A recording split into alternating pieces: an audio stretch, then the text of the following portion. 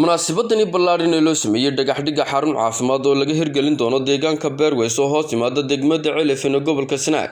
xaruntani caafimaad ayaa waxaa iska kaashaday hablo muxsiniin oo u dhashay deegaanka iyagu si iskooda iskaga soo urushay lacagtani iyo hay'adda taakulo oo ka shaqeysa horumarinta deegaanka.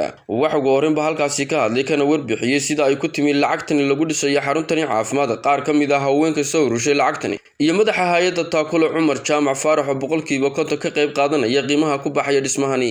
cuqaasha leh gudoomiyihii degmada leh heer tuulihii iyo dhammaan bulshada reer Beerweys ee halkan ugu soo dhaweysay aad iyo aad baan dhamaantiin idinku mahadnaqayaa. anagu waxaan nahay urur gabdha khaliya ah gabdhahaas oo ka kooban maxay gabdhaha deegaanka waxaan ku tala galnay inaanu halkan yani laga dhiso MCH kaas oo baahi weyn run ahaantii loo qabay. waxaanu bilownay inaanu urursano qaadaan gabadh waliba ay maxay jeebkeeda iyo biilkeeda wixii ama ha shaqeyso ama ay shaqeynine ay ka soo jartay qaadaankaas oo muddo sanad iyo dheeraad aan ururinaynay. markii aan ururinay lacagtii noo soo ururtay waxaan ula tagnay hay'adda taakulo boqolkiiba 50 ayay iyaguna noogu dareen wixii aanu haysanay. lacagta halka maanta ku baxaysa $35,000 weeyaan oo iska kaashadeen hablahaas iyo maxaan idhaahday hay'adda taakulo. hadda inta cabirka meesha ay ku fadhiisanayso waa 100 mitir iyo 100 mitir oo isku wareeg. waxaan halkan ku wada soconay annaga iyo hay'adda taakulo iyo habla urura oo u dhashay deegaanka.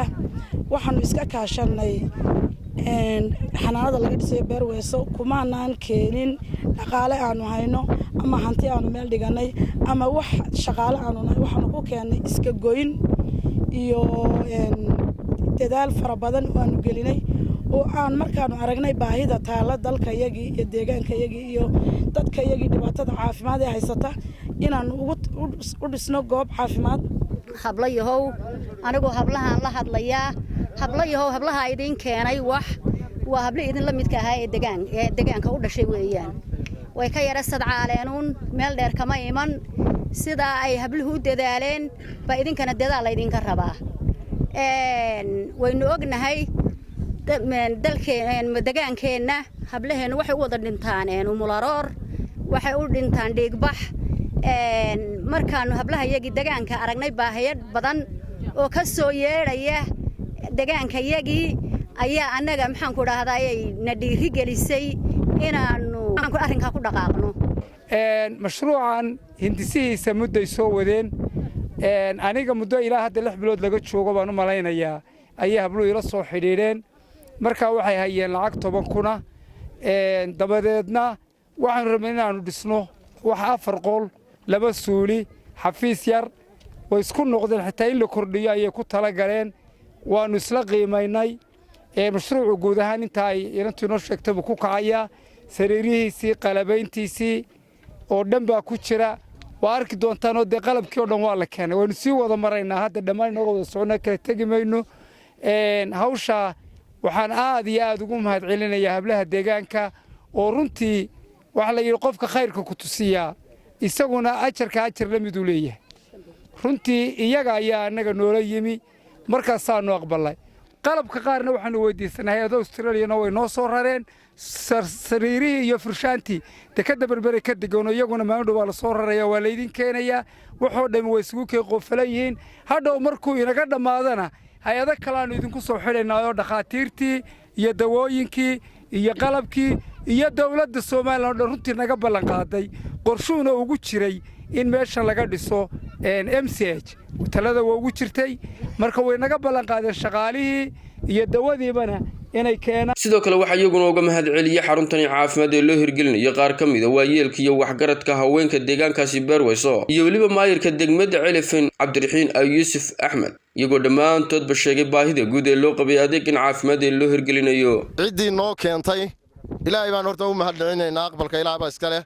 ciidii noo keentay oo ururka habluhu ka mid yahay oo hay'adda taakulo ka mid tahay iyo ciidii soo tabantaabisay ee ka qayb qaadatayba horta waanu mahadcelinaynaa. aad iyo aad waxaan u mahadcelinaynaa maanta hablaha deegaanka ee sharafta badan. aad iyo aad baan uga mahadcelinaynaa hay'adda taakulo oo runtii awalba dadka maxaan ku raahday gamcaha ku haysay wax badan u qabatay qaybgalka ay ka qayb gashayna aad iyo aad baanu iyana uga mahad celinaynaa annana waanu guddoominay waxaynu mahad celinaynaa dadkii ka soo shaqeeyay ilaa iyo maalintii iyo maalinkii iyo sanadka buuraha iyo dheeraadka baynu mahad celinay ablaha aad iyo aad baan ugu mahadnaqaynaa oo ugu mahad celinaynaa iyo taakulo iyo wixii wax ka soo qabtay caafimaad waxaan karaa adeeg caafimaad siiro weey halka ka tahay waa siiro weeyaan adeeg caafimaad kama jiraan deegaanka kan iyo majority-ga degmada Ceelafweyn maanta waxa isxil qaamay oo fikir wanaagsan soo jeediyay hablaha kan iyo groupkan hablahan ay ka wakiil yihiin hablaha halkan jooga ay ka wakiil yihiin oo dalka ay gudihiisa dibadiisa jooga hablahaasi tijaari kuma jirto ganacsiga kuma jirto mid wada biilkii ilmaheeda yar ay bay ka goysay ilaahay waxaan u leenahay miisaanka xasanaadka ilaahay aan ugu buuxiyo maalinta qiyaamaha sadaqadana ilaahay caafimaad adduunkana caafimaad baan ilaahay uga baryaynaa waxaan kaloo aad iyo aad ugu mahad celinahay hay'adda taakulo iyana 100% mashruuca ka qayb gashay محمد سوت التلفزيون كقرقة جمهورية الصومال.